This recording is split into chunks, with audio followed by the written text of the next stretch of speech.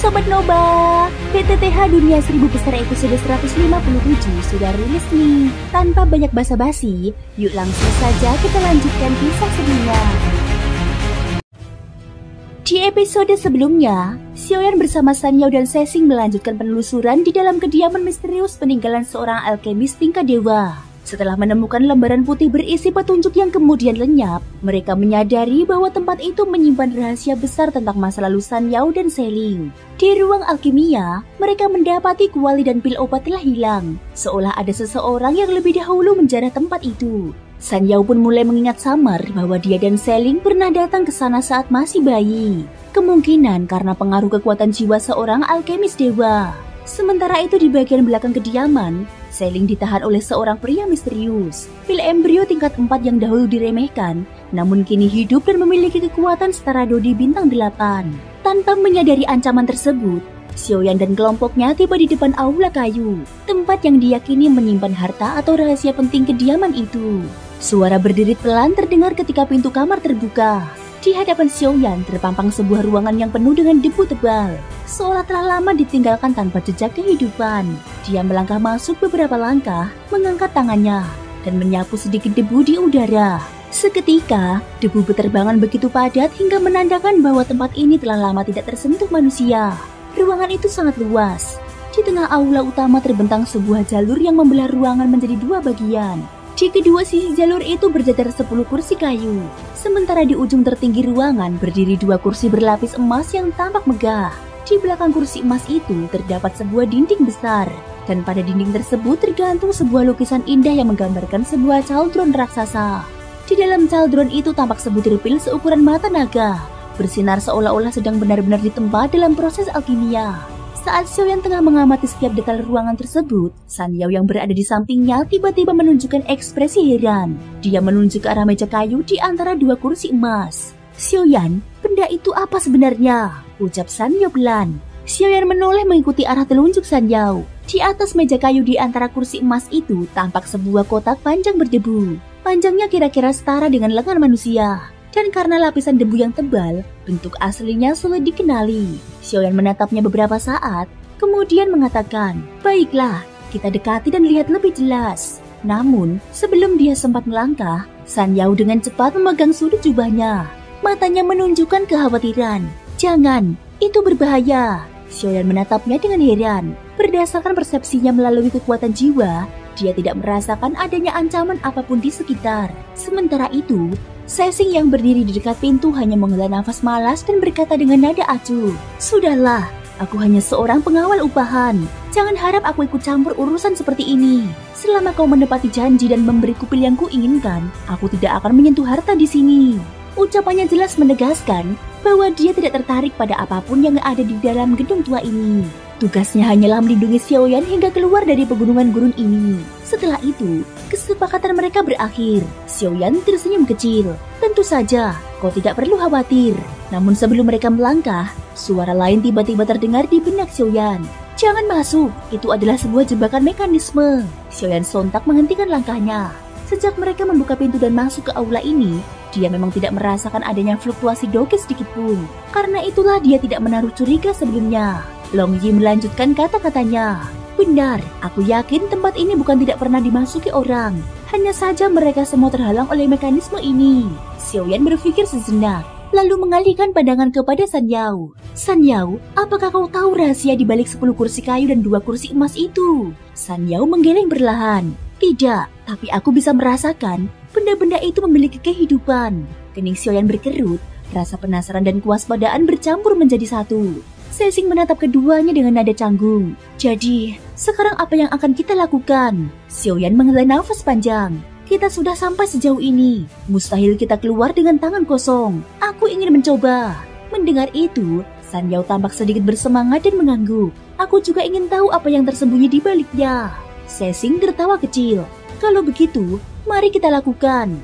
Meskipun suasana di dalam aula terasa menekan, kekuatan Cixing sebagai Dodi bintang 8 puncak membuatnya tidak begitu cemas. Xiaoyan menatap San Yao sekali lagi, seolah baru teringat sesuatu. "Benar, San Yao, apa atribut dokimu?" San Yao berpikir sejenak, lalu menjawab pelan, "Sepertinya elemen air." Xiaoyan mengangguk serius. "Baiklah, Hati-hati nanti, begitu ada sesuatu yang tidak beres, segera mundur. San Yao menggeleng pelan, dia menatap lurus ke arah aula dengan tatapan tajam. Xiaoyan menarik nafas panjang, kemudian dengan langkah berat mulai melangkah maju. Namun tepat ketika kaki pertamanya menginjak lantai aula, suara penuh kewibawaan menggema dari arah lukisan di dinding.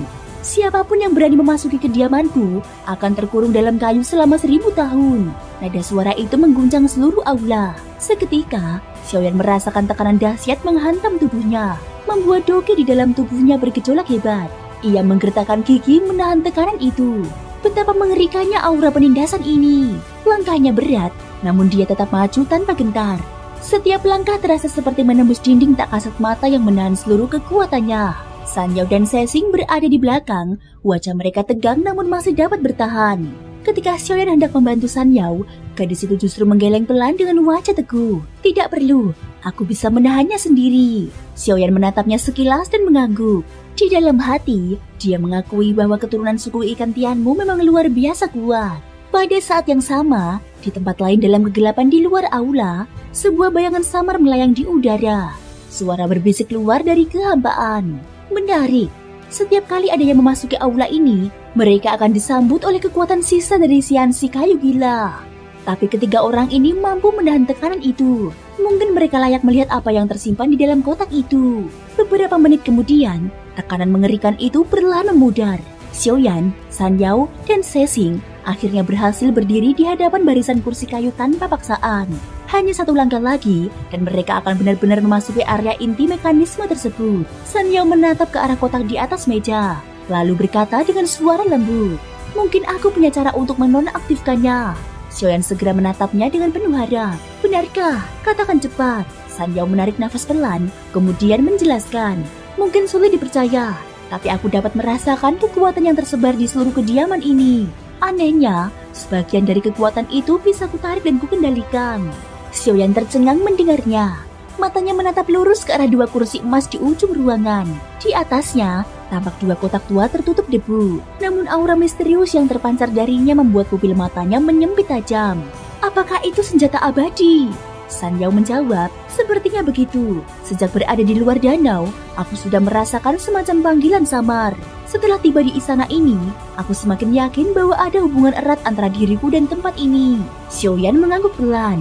"Baiklah, coba saja. Lihat apakah engkau mampu mengendalikannya." San Yao menutup mata, menarik nafas dalam-dalam. Tubuhnya memancarkan aura lembut saat dia mencoba menjalin komunikasi dengan kekuatan misterius yang terhubung dengan tempat ini.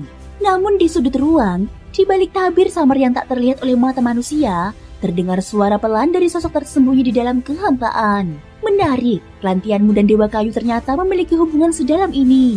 Bahkan kendali atas istana ini pun diwariskan sebagian kepada mereka. Suasana mendadak berubah. Udara di ruangan bergolak, dan seberkas cahaya samar mulai muncul di atas kursi emas. Dari kursi sebelah kiri, muncul sinar berwarna hijau kebiruan. Sementara dari kursi kanan, menyala cahaya merah kekuningan yang membara seperti api hidup. Xiaoyan terkejut. Dalam sekejap, api baru yang mengandung kekuatan 23 jenis api surgawi yang telah menyatu di tubuhnya, tiba-tiba bergetar dan menyembur keluar tanpa kendali. Api itu menatap lurus ke arah cahaya merah kekuningan dengan sikap waspada dan penuh tekanan. "Itu benar-benar api suci," ucap terkejut Xiaoyan. Saat itulah suara berat dan kuno menggema di seluruh ruangan. "San Yao, Seling, akhirnya kalian datang." Tiba-tiba, cahaya di atas kursi emas bergelora. Dari dalamnya perlahan muncul dua sosok manusia yang dibentuk oleh energi murni. Di kursi sebelah kiri, berdiri seorang pria parubaya berpakaian seperti alkemis. Jubahnya berwarna putih bersih. Dihiasi bola api yang samar berkilau. Sorot matanya tajam namun tenang, dan senyum tipis menghiasi wajahnya. Aura yang memancar dari tubuhnya begitu halus. Namun kekuatannya membuat jiwa Xiaoyan bergetar hebat. Di kursi kanan, berdiri seorang pria lain yang seluruh tubuhnya diselimuti api berwarna merah kekuningan. Permukaan tubuhnya tampak tertutup lapisan tanah tipis. Seolah api dan bumi berpadu menjadi satu kesatuan yang tak terpisahkan. Begitu San Yao melihat keduanya, tubuhnya menegang. Kata-kata meluncur dari bibirnya tanpa sadar. "Pamanmu." Pria berjubah alkemis itu tersenyum tenang dan mengangguk. "Bangunlah, aku senang melihatmu telah terjaga." Namun pandangannya segera beralih pada Xiaoyan. Tatapan itu tajam, seolah dapat menembus lapisan jiwa terdalam. "Anak muda, Di tubuhmu ada sesuatu yang membuatku merasa sangat akrab. Begitu kata itu diucapkan, sebuah benda perlahan melayang keluar dari cincin penyimpanan Xiaoyan. Sebuah kerang berwarna biru muda yang memancarkan gelombang energi lembut. Pria berapi di sisi kanan menatap benda itu dengan penuh keheranan. Itu milik Yusuan bukan? Pria berjubah alkemis mengangguk perlahan. Benar, sepertinya mereka juga tidak luput dari kehancuran. Tatapannya kembali kepada Xiaoyan.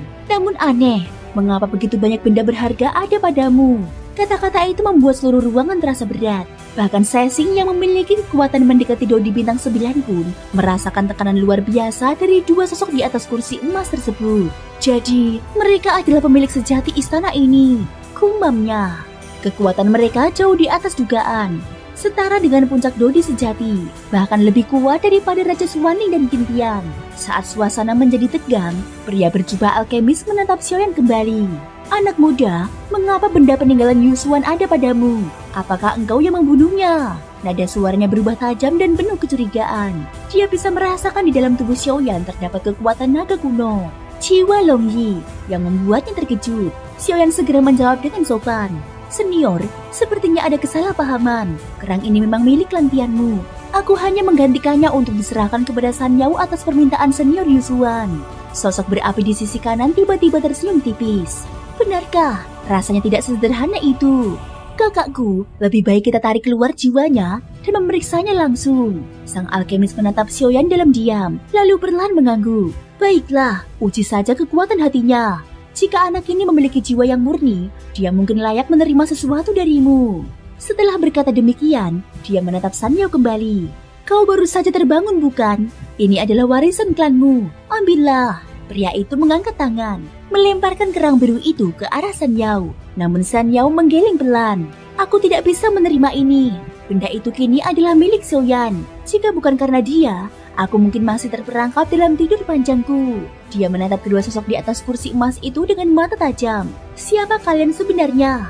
Keduanya memang tampak seperti orang yang kukenal di masa lalu. Tapi ada sesuatu yang tidak benar.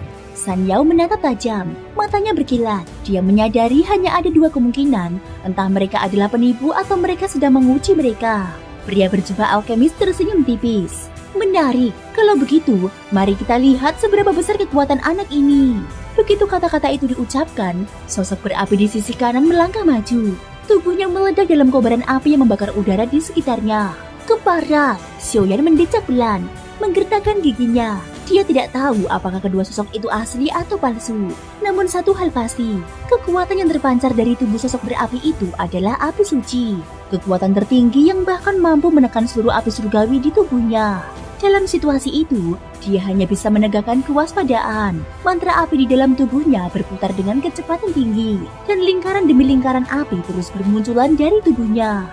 Dalam sekejap tubuhnya melesat, berusaha menghindari serangan sosok api tersebut. Namun pergerakan makhluk itu jauh lebih cepat dan aneh dari dugaan. Dalam satu gerakan kabur, dia langsung menghantam tubuh Xiaoyan. 3 suara hantaman keras bergema di udara. Tubuh Xiaoyan terpental dengan luka yang membara. Di tempat yang terkena pukulan, muncul kobaran api berwarna merah kekuningan. Meskipun dia telah melindungi diri dengan kekuatan api surgawi miliknya, rasa panas itu tetap menembus hingga ke tulang, membuatnya menahan sakit luar biasa. Dalam amarahnya, Xiaoyan menggertakkan gigi. Dasar sialan, apa sebenarnya yang dilakukan oleh api suci ini? Dia dapat merasakan bahwa kekuatan api suci di hadapannya bukanlah permainan.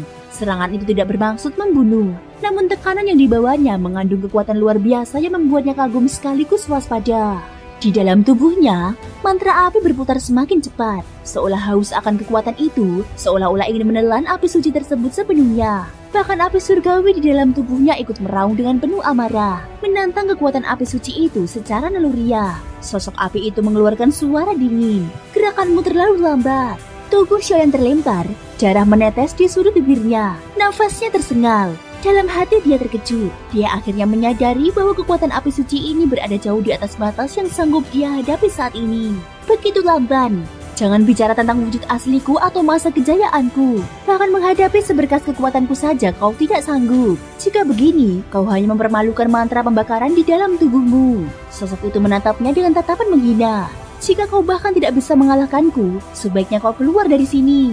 Mendengar kalimat itu, tatapan Xiaoyan yang semula redup seketika berubah tajam dan membara. Api yang menyelimuti tubuhnya melonjak drastis, bersinar menyilaukan. Keluar dari sini. Kemarahan memenuhi dirinya.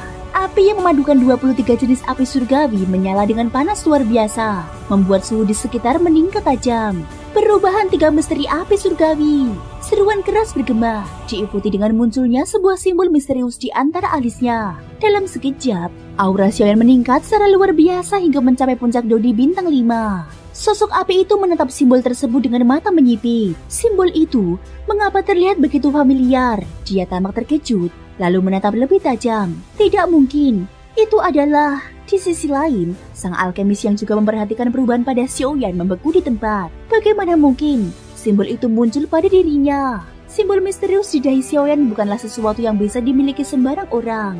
Di seluruh dunia besar, hanya satu ras yang berhak menyandangnya. Ras yang dulu mempertaruhkan segalanya demi melindungi dunia besar dari serbuan makhluk jahat luar wilayah. Ras yang dihormati dan dirindukan oleh banyak pahlawan dunia. Itulah klan Xiao. Sosok api itu berbicara dengan suara berat. Anak muda, dari mana kau mendapatkan lambang itu? Xiaoyan terbatuk keras beberapa kali. Nafasnya masih berat. Kalian seharusnya sudah tahu jawabannya. Dia tidak mampu menutupi simbol itu, karena setiap kali transformasi 3 misteri api surgawi diaktifkan, simbol warisan klan Xiao selalu muncul tanpa kendali. Meskipun dia belum sepenuhnya memahami kekuatan di baliknya, dia tahu satu hal, simbol itu menyimpan rahasia besar yang belum mampu dia jelajahi. Sosok api itu menatapnya lama sebelum berkata perlahan.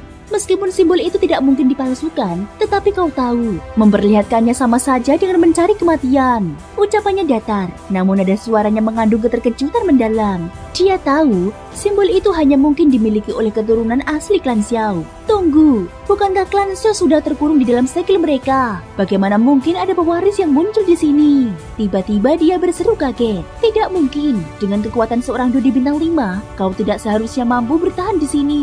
Xiaoyan menatapnya dengan tenang. Aku berasal dari dunia bawah.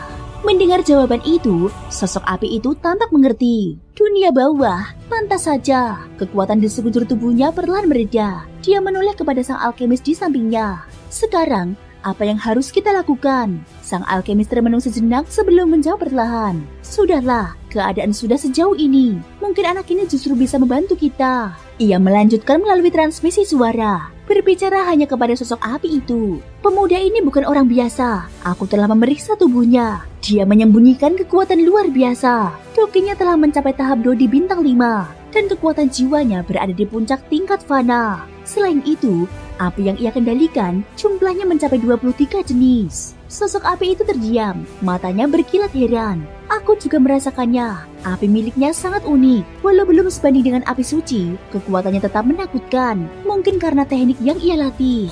Sang alkemis menjawab, benar, dulu seseorang juga menguasai teknik itu. Dengan kekuatan seorang diri, dia bertarung melawan 3 makhluk jahat luar wilayah dan tetap hidup. Jika pemuda ini dapat mewarisi teknik tersebut, mungkin dia juga telah mendapat pengakuan dari sang pendahulu. Sosok api itu mengangguk perlahan. Baiklah, aku serahkan padamu. Dia kemudian menatap Xiaoyan dan berbicara datar. Anak muda, kau bisa menenangkan apimu sekarang. Xiaoyan memandang mereka dengan curiga, namun tetap menuruti. Api dan simbol di dahinya perlahan mereda, kembali tersembunyi di dalam tubuhnya. Dia tahu, meskipun kedua sosok itu hanyalah pecahan energi, kekuatan mereka cukup untuk melenyapkan kapan saja. Tak lama kemudian, sang alkemis menoleh kepada San Yao. San Yao, bagaimana dengan San Ling? San Yao tertekun sejenak. Jadi namanya San Ling, gumam Xiaoyan perlahan. San Yao menghela nafas lalu menjawab, ketika kami baru memasuki kediaman ini, San Ling dibawa pergi oleh sesuatu kekuatan misterius. Namun aku masih dapat merasakan bahwa dia masih berada di tempat ini. Dia kemudian menerima sebuah kerang spiritual dari sang alkemis. Begitu memegangnya, matanya terbelalak. Semua kekuatan jiwa yang sebelumnya telah diserap oleh kerang itu kini lenyap tanpa jejak. Dengan demikian, San Yao kini menjadi pemilik baru dari benda tersebut. Sebelumnya, kerang itu tertarik pada Xiaoyan karena telah menyerap sebagian kekuatan jiwanya. Namun kini sang alkemis telah menetralkannya. Kerang itu pun kembali pada wujud aslinya. Sebuah pusaka leluhur milik klan Tianmu yang seharusnya memang berada di tangan San Yao. Sang alkemis menatap benda itu dalam diam, lalu bergumam. Benda itu ternyata benar-benar pembawa bencana. San Yao menatapnya dengan penuh rasa ingin tahu. Pamanmu, apa sebenarnya benda itu? Sang alkemis menjawab, Itu adalah prototip dari pil tingkat 4 kelas dewa yang pernah kutinggalkan dahulu.